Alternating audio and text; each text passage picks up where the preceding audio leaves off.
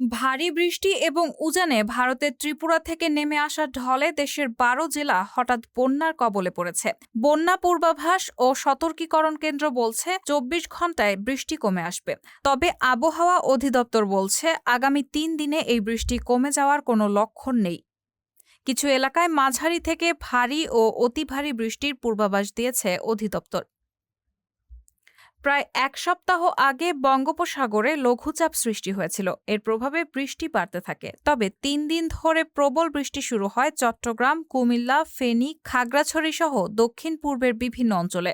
গত পরশু থেকে সিলেট অঞ্চলেও বৃষ্টি শুরু হয়। এর সঙ্গে যুক্ত হয় ত্রিপুরা থেকে নেমে আসা ঢল।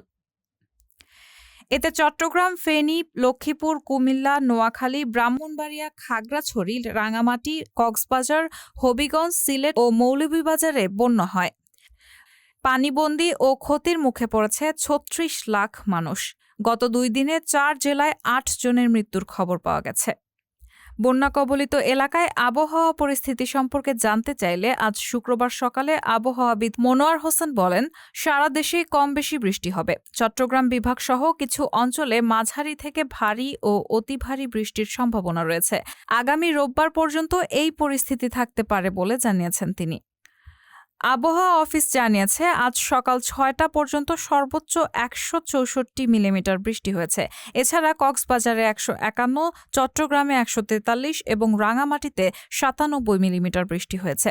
নদী বন্দরের জন্য ১ নম্বর সতর্কতা সংকেত দেখিয়েছে আবহাওয়া অফিস। তারা বলছে আজ সকাল ১০টা থেকে সন্ধ্যা ৬টা পর্যন্ত রাজশাহী, ফরিদপুর, মাদারীপুর, যশোর, কুষ্টিয়া, খুলনা, বরিশাল, পটুয়াখালী, নোয়াখালী, কুমিল্লা, চট্টগ্রাম ও কক্সবাজার অঞ্চলের ওপর দিয়ে ঘন্টায় ৪৫ থেকে ৬০ মিলিমিটার বেগে ঝড় বয়ে যেতে পারে।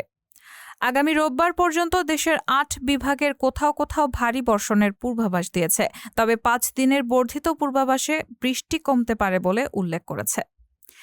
এদিকে বন্যা পূর্বাভাস ও সতর্কীকরণ কেন্দ্র বলছে বৃষ্টি কমে আসবে এবং বন্যা পরিস্থিতির উন্নতি হবে।